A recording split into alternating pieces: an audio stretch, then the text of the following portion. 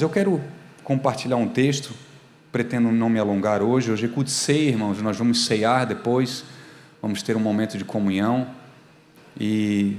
mas Deus colocou uma palavra no meu coração essa semana, que eu gostaria de estar compartilhando com os irmãos, que está lá no Salmo de número 40, verso 17. Salmo de número 40, verso 17. Se o Romero puder botar ali no 16, primeiro. Não sei se eu vou conseguir ler. Aqui. Folguem e alegrem-se em ti os que te buscam. Digam constantemente os que amam a tua salvação. Engrandecido seja o Senhor. 17. Eu sou pobre e necessitado. Algumas versões falam, porém eu sou pobre e necessitado, mas o Senhor cuida de mim. Tu és o meu auxílio e o meu libertador. Não te detenhas, ó meu Deus. Até aqui, irmãos, se você puder curvar a sua cabeça e fechar os teus olhos. Diante do Senhor nós estamos, Pai, nós apresentamos a Tua santa e poderosa palavra, nesse momento, que não é palavras de homens, mas é palavra do Senhor. Que o Senhor abra os nossos corações para receber aquilo que o Senhor tem para nós. Vem com a Tua presença nesse lugar, não para nos emocionar, Deus, mas para nos converter. Nós precisamos nos converter, Pai, porque esse é o desejo do Teu coração, em nome de Jesus. Esse salmo ele foi escrito pelo rei Davi, e ele diz no verso 16, aqueles que esperam pela sua salvação, digam, grande é o Senhor. Existe uma versão que fala, engrandecido é o Senhor. No 17, ele conclui, porém eu sou pobre e necessitado.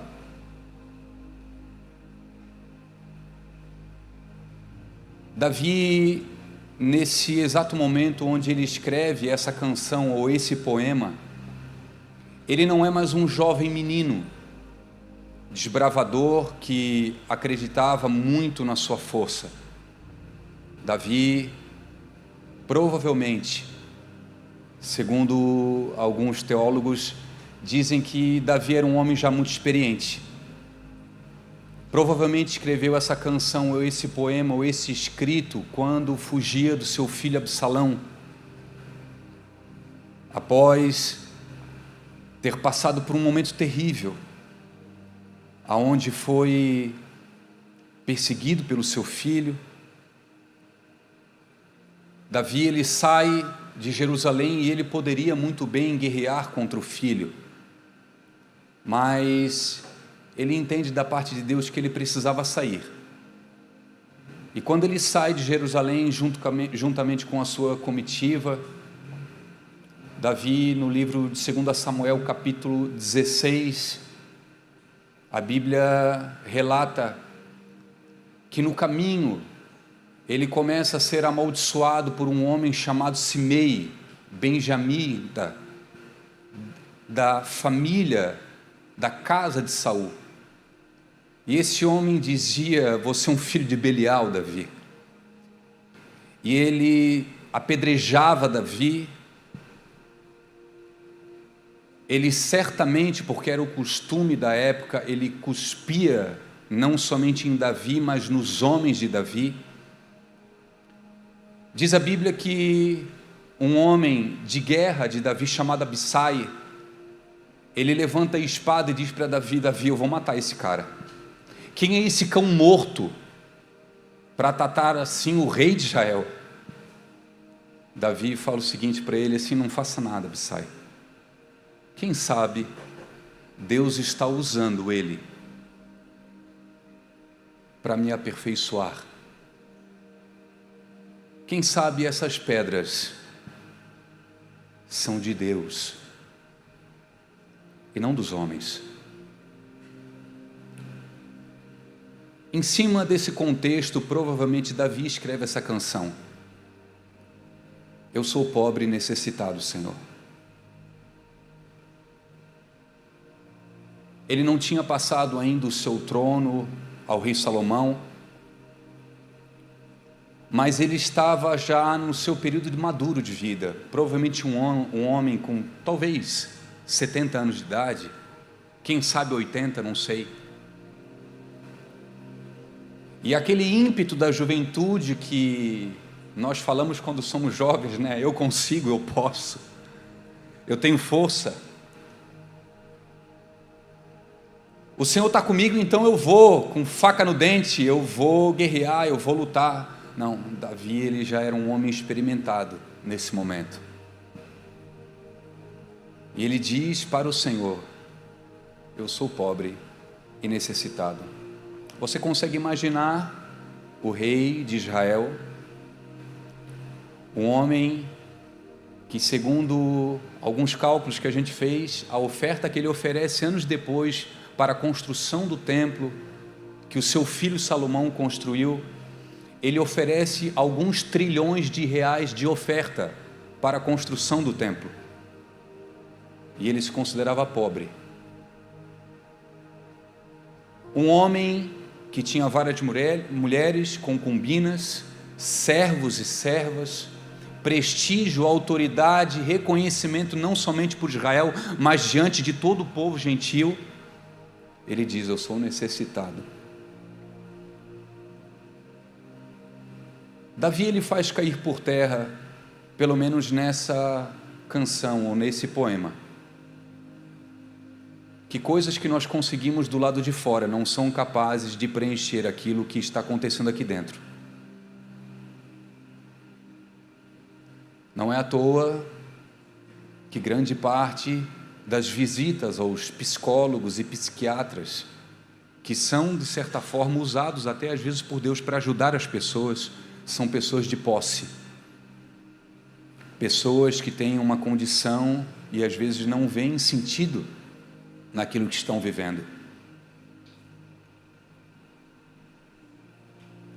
Davi, ele diz, se o Romero puder deixar ali o verso 17 do número 40 que nós lemos, e em cima disso eu vou me ater somente hoje.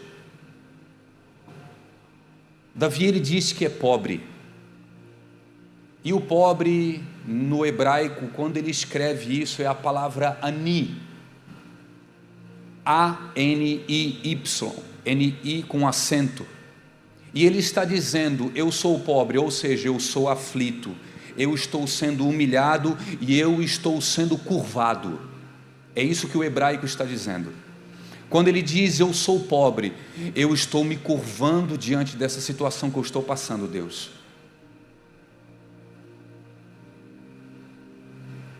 Eu estou aflito.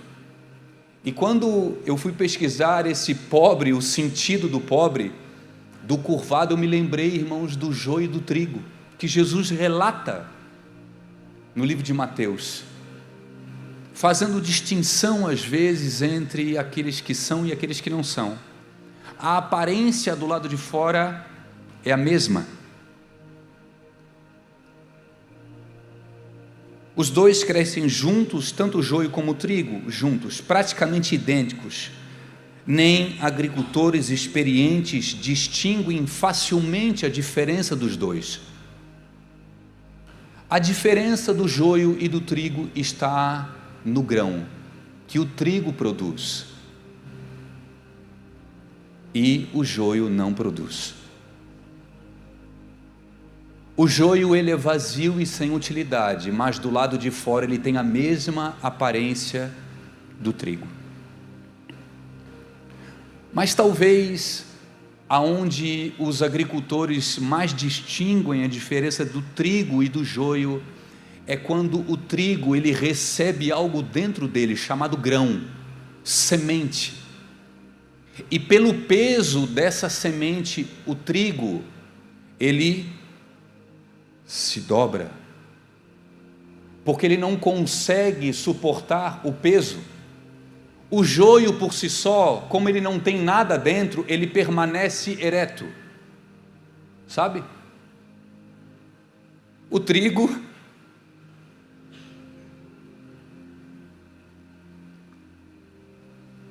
Davi, ele diz: eu sou pobre, eu estou me curvando, Deus, diante daquilo que eu estou passando. Eu poderia atacar, eu poderia colocar o problema naquela situação, mas eu me curvo. Ele diz também que é necessitado.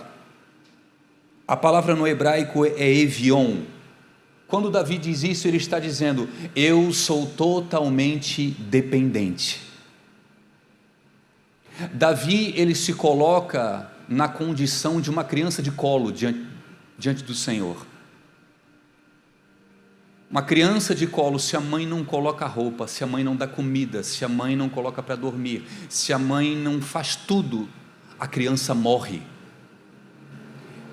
E no hebraico evion, quando Davi está relatando nessa canção, nesse poema, eu sou necessitado, ele está dizendo: Deus, eu dependo de Ti para tudo. As minhas posses, o meu cargo, o dinheiro, o prestígio, a força bélica não são capazes de me preencher. Eu sou necessitado. Tu és grande, grande é o Senhor, porém eu sou pobre e necessitado. O Senhor é grande, mas eu sou pobre e necessitado. Olha aí a visão que um homem de Deus tem a respeito de si mesmo, depois de ser experimentado em muitas áreas.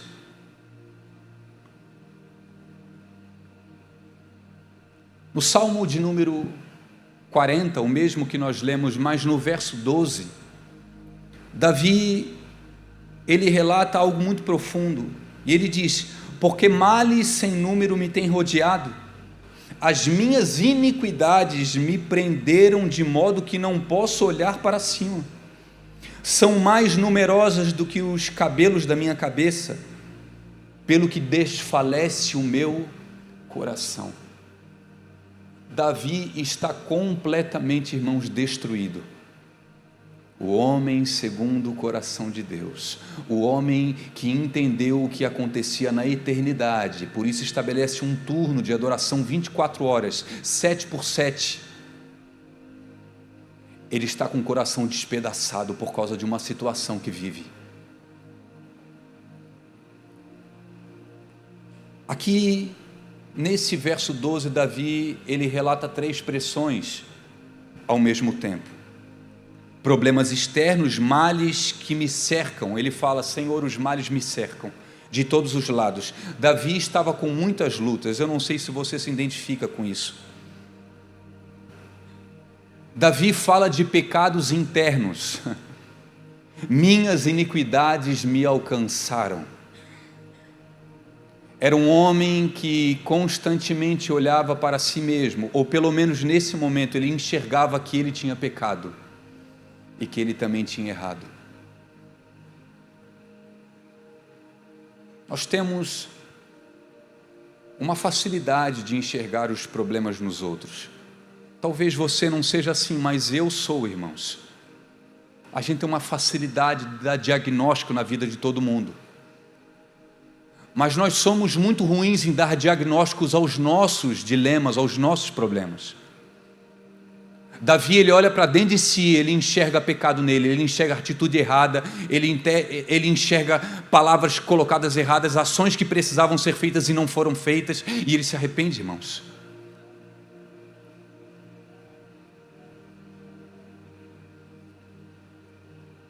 Davi, no verso 12, estava com um coração completamente esmagado, um desânimo profundo, uma fraqueza emocional e um cansaço.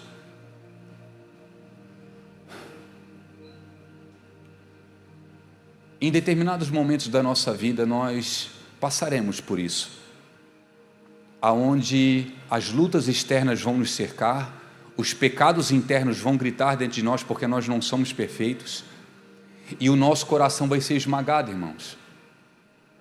Quem aqui já não foi dormir com o peito doendo? Quem aqui já botou a cabeça no travesseiro e não conseguia dormir, irmãos, porque a angústia não deixava? Aí talvez um homem muito espiritual vai falar assim: meu irmão, esse problema não é nada que você está vivendo, mas ele está sofrendo, é a medida dele, é a minha medida. Ou você acha que eu ou você queria passar por isso ou estar assim? Em determinados momentos o nosso coração é despedaçado, irmãos. E se nós somos do Senhor, quem está despedaçando o nosso coração? É Ele. O diabo não quer despedaçar o teu coração. Satanás, ele não quer te colocar num lugar, muitas vezes, de humildade. Satanás quer que você levante muito a sua cabeça e você pense que alguma coisa, para que a soberba entre dentro de você, entre dentro de mim, e nós nunca venhamos cantar essa canção do Salmo 40, 17, eu sou pobre e necessitado. Nós vamos falar que a gente pode, que a gente consegue, que a gente é o melhor, que a gente vai comer o melhor dessa terra, mas nós estamos lambendo o osso nesse momento. Que o Senhor vai fazer proezas em nosso nome, sim, vai fazer, irmãos, mas hoje a gente está...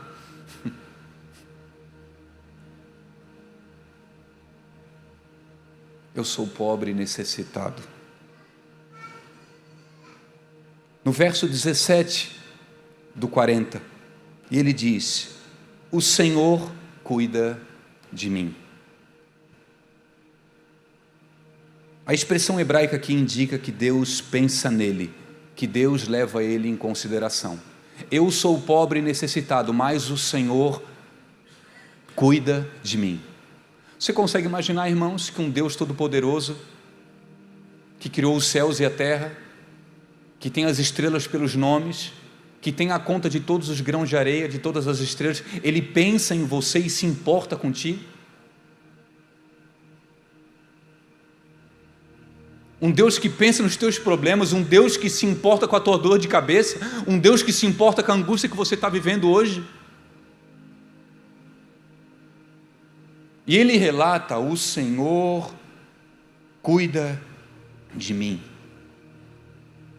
Tu és o meu socorro, ou tu és a minha ajuda. Aqui Davi revela quem Deus é para ele. Uma ajuda presente, um socorro imediato, uma força que vem do alto e não uma força que vem de si mesmo. Eu recebi uma palavra essa semana, a Arnolda me mandou, do irmão dela, Fernando Koenig, pastor Fernando Koenig, e ele trouxe uma palavra muito profunda no livro de Joel, onde o profeta diz: diga o fraco, eu sou forte. Como assim? Eu estou fraco e eu vou dizer que eu sou forte? Não, a tua força não vem de ti, a tua força vem do Senhor. Porque quando estou fraco é que sou forte, diz o apóstolo Paulo na sua carta aos Coríntios. A sua força não vem de Deus, mas ou melhor, a sua força não vem de si, mas vem de Deus. Davi, ele relata que Deus é a ajuda no presente. Deus não vai me ajudar, Deus está me ajudando hoje. Deus está intervindo na situação hoje, ainda que eu não veja, ainda que eu não sinta, ainda que eu não discirna nada, ainda que o céu esteja de bronze, e ainda que eu não tenha perspectiva de mudança, ainda que o cenário seja completamente desfavorável à promessa que eu recebi, Deus é a minha ajuda. Eu tenho aprendido, irmãos, que muitas vezes as promessas de Deus, ou melhor, os processos que Deus nos faz passar são antagônicos às promessas que Ele tem para nós. Eu vou explicar para você. Deus te disse que você seria vou dar um exemplo, irmãos. Deus colocou no teu coração, você recebeu uma palavra, isso ficou latente, que Deus ia te fazer um grande empresário, e você, na verdade, só afunda profissionalmente. Que Deus iria te dar uma família, muitos filhos, que você seria pai de nações, mas você está velho, a sua mulher estéril. O processo é antagônico à promessa.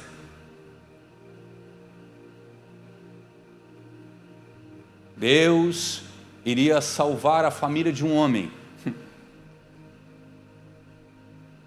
E essa salvação viria por intermédio de uma arca. Para que a arca se nunca tinha chovido? O homem passa 1 ano, 2 anos, 50 anos, irmãos, 70 anos, 100 anos construindo.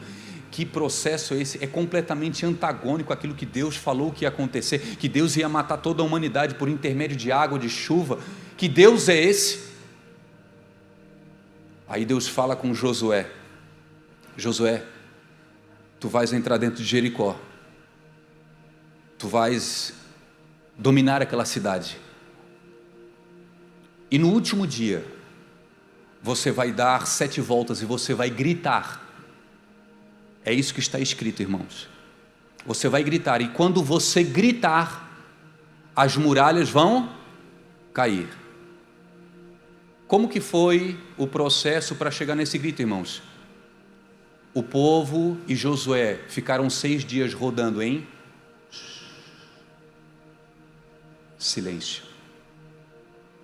Deus falou que ia derrubar as muralhas por intermédio de um grito, mas Ele me pede antes para 6 dias caminhar em silêncio.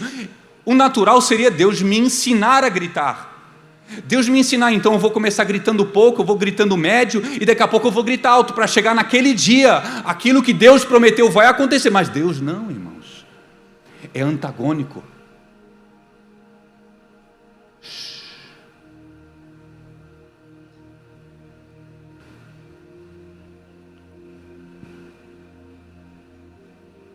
No verso 17, Davi diz: Senhor, tu és o meu libertador. Libertador aqui no grego é a palavra mefalti. No hebraico traz a ideia de resgatar, de tirar do aperto, arrancar do perigo. Davi não crê nessa canção que Deus era somente uma ajuda no momento, mas que Deus iria resolver a situação para ele. O que um libertador faz, irmãos? Um libertador liberta. O cara está preso, o libertador chega e tira. Não, uma ajuda naquele momento, diante de alguém que estava preso numa situação, é trazer um acalento. E Deus às vezes faz isso, mas Deus também tira você dessa situação e te coloca numa rocha firme. Aquilo que aparentemente aos teus olhos é muito ruim, aquilo que aos teus olhos está sendo desfavorável, Deus, Ele pode te libertar, irmãos. E às vezes pode ser do dia para a noite. O povo, durante 400 anos escravo, chegou um dia que Deus decidiu: eu vou libertar o meu povo. Deus é o meu libertador, Deus é o teu libertador, irmãos.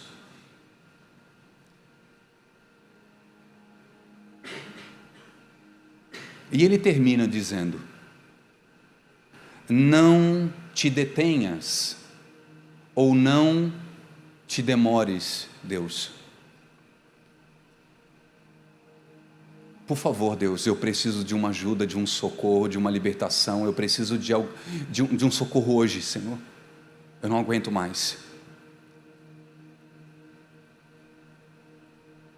Talvez vocês já viveram situações como essas, aonde você parece que não aguenta mais um dia. Você não suporta mais um dia. E você clama: Senhor, por favor, não te demores, não te detenhas. Só que quando nós vamos meditar na canção inteira, ou no poema inteiro do número 40 de Salmos, se puder colocar o número 1, Salmo 40, verso 1, Davi ele escreve algo que parece ser antagônico àquilo que ele está dizendo no verso 17. E ele diz isso, que muita gente conhece esse versículo. Esperei com paciência no Senhor, e Ele se inclinou para mim e ouviu o meu clamor. Verso 2. Tirou-me de um lago horrível, de um charco de lodo, pôs os meus pés sobre uma rocha e firmou os meus passos. Irmãos, ele está dizendo isso no verso 1 e no verso 2. E no verso 17 ele está falando: Senhor, por favor, não demores, não te detenhas. Só que ele começa dizendo: eu esperei com paciência no Senhor, Ele ouviu o meu clamor, Ele me tirou de um lago horrível, de um charco de lodo, e colocou os meus pés sobre uma rocha firme. E depois ele diz, no verso 17, o que está acontecendo aqui, irmãos? Davi, ele começa relatando coisas que ele já havia passado no passado, situações que ele atravessou, e o Senhor foi socorro bem presente na angústia. Davi, ele começa falando para ele mesmo: eu esperei com paciência no Senhor, Ele ouviu o meu clamor, Ele se atentou para mim, Ele me tirou daquela situação horrível que eu estava e firmou os meus pés numa rocha. No verso 17, Senhor, não demoras, eu sou pobre e necessitado, me ajuda, Tu és o meu libertador, Tu és o meu socorro. Eu finalizo, irmãos, dizendo algo para você e para mim também. Triste é quando um pregador pega somente para a igreja. Deus, Ele já te socorreu em coisas lá atrás. Deus, Ele já fez coisas no passado que você sabe que você orou. Você clamou, você jejuou, você pediu e Deus respondeu. Só que hoje você está numa situação angustiante de novo. Talvez hoje você está no meio de uma situação onde você não aguenta mais. Você se considera pobre e necessitado. Por favor, Jesus, me ajuda, me liberta, porque eu não estou mais aguentando. Mas no passado, há 5 anos atrás, o Senhor me socorreu, e eu dei testemunho na igreja. Eu contei para o meu irmão aquilo que o Senhor tinha feito na minha casa. Eu estava passando por uma situação assim, o Senhor curou a minha mãe, o Senhor libertou o meu irmão, o Senhor me abençoou profissionalmente, o Senhor fez isso, o Senhor fez aquilo. Só que hoje eu estou sofrendo, hoje eu estou mal. Por favor, Senhor, não te demores. Davi está nos ensinando, irmãos, que não é porque você venceu uma vez que você não vai passar por situações difíceis novamente. A nossa vida é cíclica. Ora estamos com um belo sol, ora está chovendo. Ora estamos precisando do ar-condicionado. Ora, irmãos, eu chego na igreja e a minha esposa fala para mim: Dani, o ar está muito gelado hoje, diminui o ar. Ora nós estamos socorrendo os nossos irmãos, ora estamos batendo na porta: por favor, ora por mim, eu não aguento mais. Eu não aguento mais isso. Eu errei, eu pequei, e eu preciso de ajuda, eu preciso de socorro, eu preciso de um abraço. Eu estou acostumado a abraçar, irmãos, mas eu também preciso de um abraço agora, porque eu não estou aguentando mais. Senhor, não te demores. E eu me lembro do Rei da Glória, o Senhor dos Exércitos, o Todo-Poderoso, que por Ele os céus e a terra foram criados. Jesus Cristo, meu Senhor, Ele se fez homem. Ele abriu mão da divindade, da glória, e veio em carne e osso pisar nessa terra. Comprar no mercado e na farmácia. Deus ajudando a mãe dele. Você consegue imaginar isso, irmãos? Deus servindo o padrasto. Deus se submetendo muitas vezes às pessoas. Deus no caixa da carpintaria negociando. Deus.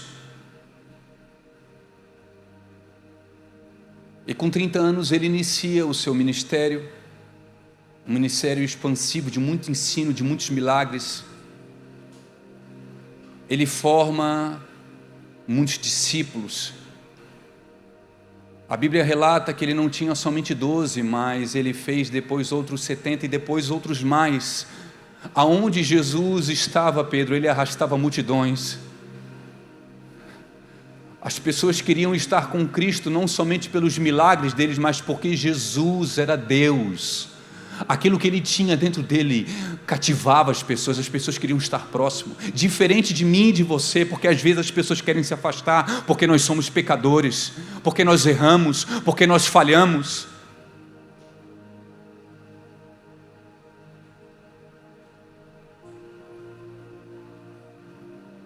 O Léo disse algo muito interessante na última pregação dele, onde ele discursava, ele falava sobre os pecados dos outros. Ele falou assim: nós somos tolerantes com os pecados dos irmãos. Os irmãos podem errar, a gente perdoa, mas que não erre comigo, porque se errar comigo, não que ele estava falando dele, mas nós temos uma dificuldade grande de quando as pessoas erram conosco. Quantas pessoas erraram com Jesus?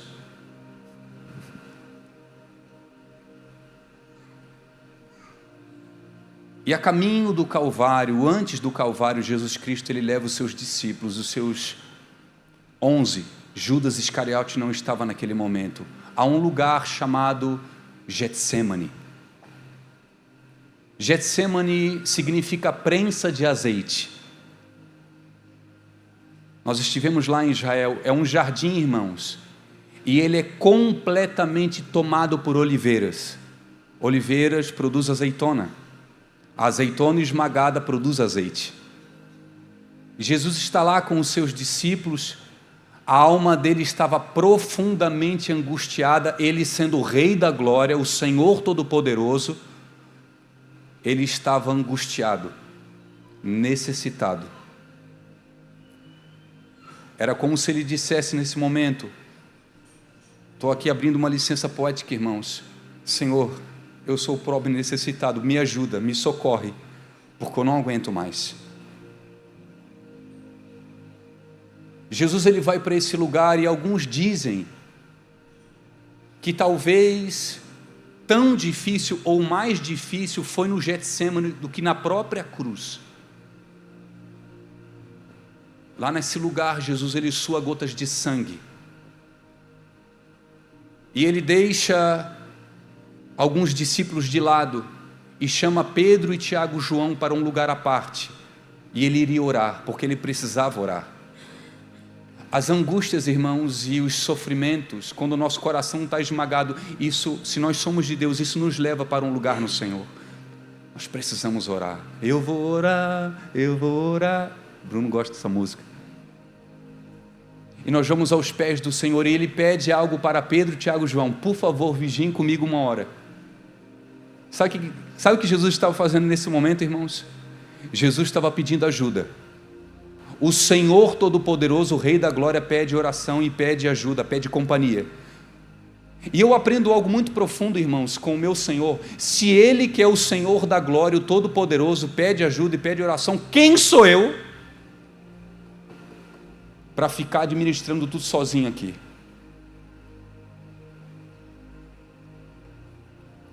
Jesus ele é esmagado naquele lugar.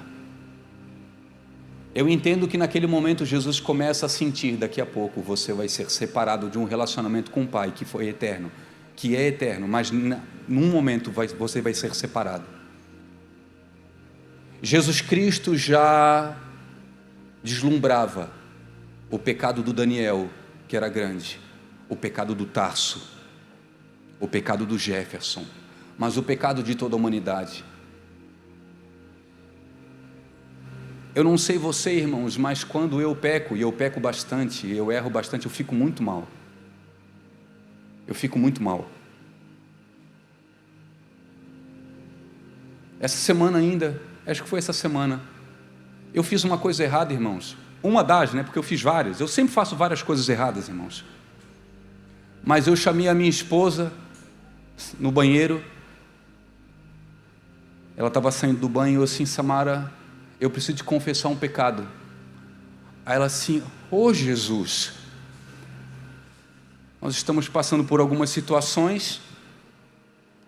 Ô Jesus, e eu confessei algo, irmãos, que eu tinha feito, não tem nada a ver com, com coisas graves, mas foi um erro que eu cometi.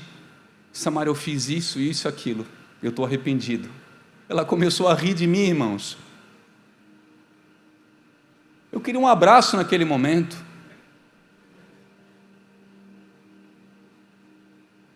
Talvez para os outros pode ser pequeno aquilo que você faz, mas você que tem o Espírito Santo, quando você erra, irmãos, você só é levado a um lugar de arrependimento.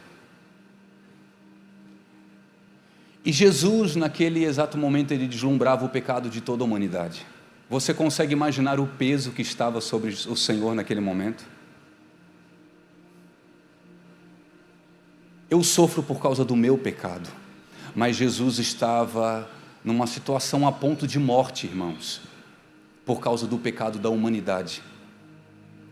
Jesus estava sendo esmagado naquele momento. Ele estava no Getsemane.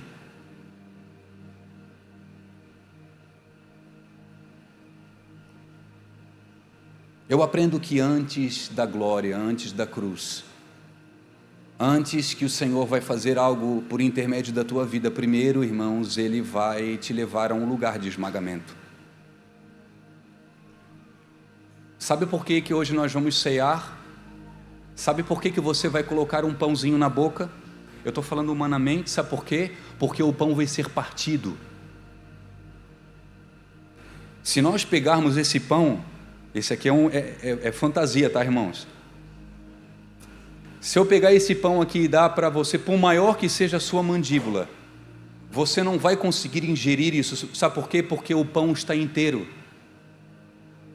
O pão, ele só é colocado dentro do seu ventre porque ele é partido. Sabe por que hoje você se alimenta de Cristo? Porque Jesus foi partido naquela cruz. Sabe por que muitas pessoas receberam o Evangelho? Porque Jesus escolheu entregar a sua vida por intermédio de você. E o apóstolo Paulo diz na sua carta aos Coríntios que examine-se o homem a si mesmo. Ele não está falando somente para uma autoanálise de que você faz, de quem você é, como está o seu estado de espírito. Ele não fala para a igreja analisar o outro. Então esse aqui pode comer, esse não pode comer. Os pastores examinem a igreja e vão discernir quem vai comer e quem não vai comer. Não, isso não é bíblico, irmãos. Ele fala, cada um examine-se a si mesmo. E não é uma autoanálise somente da situação onde você vive, é uma autoanálise do que está acontecendo na cruz. Jesus, ele foi partido, e por ele ser partido, pessoas se alimentam. Se você está sendo parte disso, você está disposto a ser partido para que outros se alimentem de Cristo por intermédio da sua vida?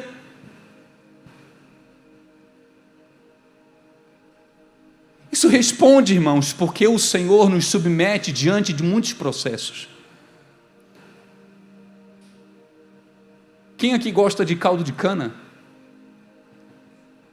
Eu gosto de caldo de cana, eu gosto mais do chorinho, irmão, porque tem um copinho que a gente paga, né? E depois tem aquela meinha lá, aquele meio copo que vem depois. A cana, irmãos, o caldo de cana, quando ele está sendo, ou melhor, a cana, quando ela está para ser virada suco, ela passa uma vez na moedura. Aí tu pensou assim, não, lá vai vir um suco. Aí o cara passa outra vez. Aí passa 3 dias, daqui a pouco o irmão está praticamente pó, e ele continua passando a cana naquele lugar. Tadinha da cana. Não, irmãos. É porque ela foi moída que produz um suco. É porque a uva foi pisada e colocada num lugar escuro e frio, que ela produz um vinho muito caro. É porque a azeitona foi esmagada e se submeteu a um processo de esmagamento, que reis são ungidos. Talvez você entenda por que nós, Paula, estamos sendo tão aperfeiçoados pelo Senhor. Eu sei que muitos de vocês aqui, irmãos, têm muitos mais qualidades do que propriamente eu. Mas se você entender que os processos que Deus está fazendo você passar para te fazer mais maduro e mais parecido com Ele, são algo de Deus, você vai se submeter muito mais rapidamente, muito mais fácil. É como um professor que aplica uma prova, e se o aluno alcança a média, ele é aprovado. Mas se ele não alcança a média, o que acontece? Ele tem que passar de novo pela prova. E se ele não alcança a média, ele tem que passar de novo pela prova. Eu tenho certeza que vocês não, mas em algumas áreas, irmãos, eu já passei várias vezes pela mesma prova. E o Senhor, porque me ama, Ele está insistindo em provas. Ele está insistindo em processos,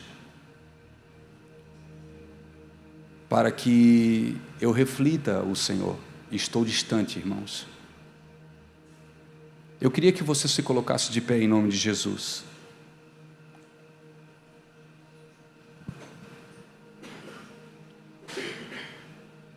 Jesus no Getsemane, Ele não finge força, Ele não espiritualiza a dor, Ele admite o peso. Nós aprendemos, irmãos, que em momentos mais angustiantes, nos momentos mais angustiantes, Deus está fazendo algo em nós.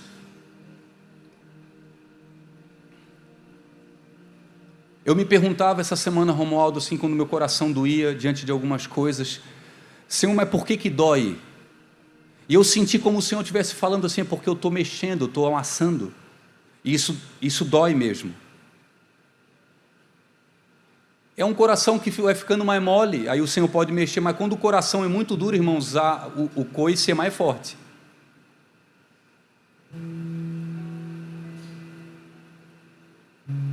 Jesus, Ele quer fazer algo em nós, para depois fazer através de nós. Aquilo que Ele te prometeu vai acontecer primeiro em você, querido. Primeiro em ti. Você é o alvo. Você é o alvo, você é a terra que o Senhor, Ele quer semear. Só que nesses momentos de maior tristeza, angústia e dor, nós nos sentimos sozinhos. A gente está numa igreja com 50, 60 pessoas, nós temos família, nós temos amigos, nós temos pastor, não tem pastor, mas a gente se sente sozinho, irmãos. Jesus Cristo naquele momento, tendo milhares e milhares de anjos prontos a servi-lo naquele momento, no Getsemane. Pessoas que há dias atrás queriam coroá-lo como rei. Jesus no Getsemane, ele chora e ele sua gotas de sangue, e ele se sente sozinho. Nos momentos onde você mais se sente sozinho, irmãos, é um dos momentos talvez que o Senhor está mais presente. E eu aprendi algo certa vez que um homem me falou, e eu trago para a minha vida. Ele assim, Dani, você lembra quando um homem está muito doente, e está com algo muito sério dentro de si, ele é levado rapidamente a um hospital. Esse homem não tem escolha e colocam ele numa maca. E se há algo sério que está dentro dele, eles dão uma anestesia geral nele, para que possam abri-lo. E a cirurgia dura 1 hora, 2 horas, 3 horas, 4 horas, e às vezes vai 5 horas. Quem está na maca, está desacordado, não vê nada, não sente nada, abre aspas, se sente sozinho. Mas naquele momento que ele tem menos sentido, é onde o médico mais está trabalhando. Naqueles momentos onde você se sente mais sozinho, mais angustiado, talvez é o momento onde Jesus mais está trabalhando dentro de você. E logo, logo, Ele virá te socorrer.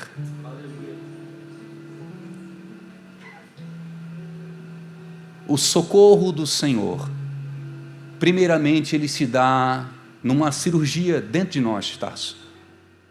E nós estamos juntos nessa. O Senhor está mexendo dentro de nós. E glórias a Deus porque o Senhor está mexendo. Por causa dessa angústia que muitos de nós estão vivendo ou já viveram, era como se o Senhor, e guarde isso, e eu finalizo mesmo agora, irmãos, Deus está colocando um papiro, ou Deus está colocando um caderno, uma folha na sua frente e uma caneta do lado, e Deus está dizendo para você: meu filho, escreva um salmo, porque hoje essa tua dor, amanhã vai ser a solução dos outros. Hoje essa lágrima que está sendo derramada do teu rosto vai ser o conforto para aquele irmão. Isso que hoje te gera dor, amanhã vai ser testemunho. Então escreve, porque um homem chamado Davi sofreu e escreveu. Hoje nós estamos sendo confortados. E o Senhor continua colocando situações na nossa frente para que salmos atuais sejam escritos. E amanhã, Bruno, a gente possa consolar, a gente possa ter autoridade para falar. Espírito Santo de Deus, nós te entregamos o nosso coração, a nossa vida. Entregamos essa palavra diante do Senhor. Colocamos diante do Senhor as nossas angústias, mas uma